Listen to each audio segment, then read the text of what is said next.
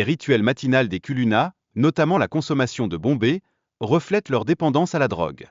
Cette habitude influence leur comportement et leur capacité à attaquer les citoyens, ce qui crée un climat de crainte.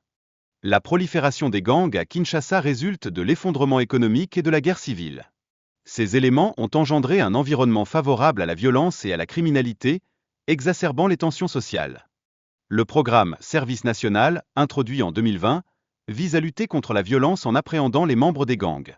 Toutefois, ces détenus sont souvent transférés vers des camps de travail sans véritable procédure légale. À Kinshasa, les gangs se battent quotidiennement pour le contrôle de la ville, entraînant des affrontements violents.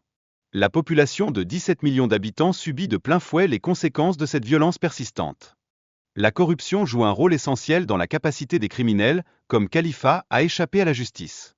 Malgré plusieurs arrestations, il demeure libre grâce à des connexions influentes et bien placées. Les familles touchées par la violence des gangs vivent une douleur immense. Des parents, tels que Jean-Baptiste Ngwa, sont dévastés par la perte tragique de leurs enfants, soulignant l'impact dévastateur de cette crise. Les jeunes du quartier, comme celui qui aspirait à devenir footballeur, se retrouvent souvent entraînés dans la criminalité à cause de la pression de leur père. Cela met en lumière la vulnérabilité des jeunes dans une telle conjoncture. La police de Kinshasa se heurte à des accusations de corruption et de brutalité, entravant ainsi leur mission. Le colonel insiste sur l'importance du respect des droits de l'homme lors des arrestations pour restaurer la confiance.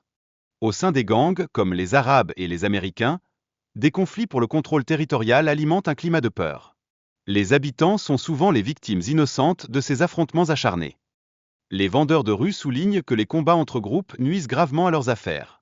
La violence ambiante les empêche de vendre leurs marchandises, mettant leur survie en péril. Face à cette situation, les forces de l'ordre intensifient leurs efforts en arrêtant des membres de gangs. Cette action vise à restaurer la paix et la sécurité dans les quartiers touchés par la violence. Le général Kazongo met en lumière les réussites des jeunes engagés dans le service national. Ils s'impliquent désormais dans divers secteurs, tels que l'agriculture et la construction, s'éloignant ainsi de la criminalité. Le service national promet d'accompagner les ex-délinquants vers une réinsertion sociale en leur offrant des compétences et du soutien. Cette initiative pourrait potentiellement diminuer les taux de récidive. Un concert organisé par Werazon pour les jeunes délinquants témoigne d'un effort pour insuffler de la joie et de l'espoir dans un contexte difficile. La musique est perçue comme un moyen cathartique et de réhabilitation.